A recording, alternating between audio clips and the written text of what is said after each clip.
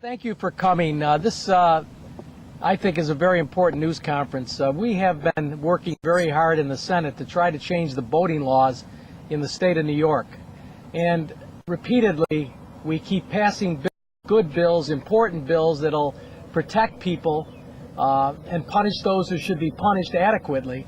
And we just can't seem to get these bills through the Assembly. But the first bill is the Tiffany-Heitkamp bill, which is a very simple concept that no one, to my knowledge, has ever indicated why there should not be a vote on the bill.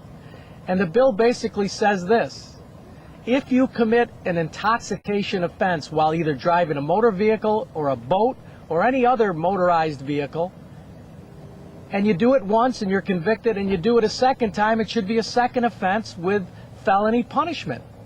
Now, what should be the difference between whether your second offense is driving a motor vehicle again, or whether the second offense is while you're behind a boat and you're driving intoxicated? It's just a logical extension of the law.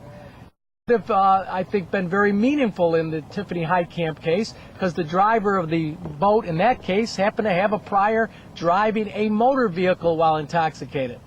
But he could only be charged with a misdemeanor because it was his first boating while intoxicated offense. Now that's just silly. It's illogical. It makes no sense.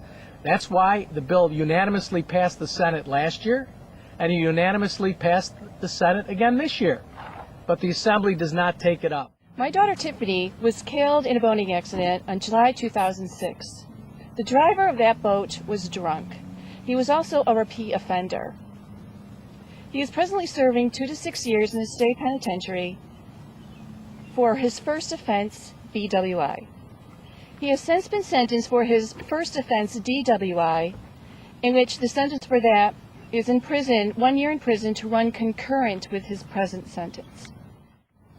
As a heartbroken and desperate mother who has tragically lost her only child, I implore you to set aside your politics for the sake of preventing future similar accidents by repeat offenders and move this legislation forward. As a mother who has lost her child in a situation like this, forms of comfort come few and far between. However, knowing a repeat offender has been justly punished does bring a bit of comfort. I think that Tiffany's law should pass in New York because people should be held responsible for their actions. Based on New York laws at the present time, you can have numerous DWI charges, get behind the wheel of a boat, ATV, or snowmobile, and cause an accident, injuring or killing a person.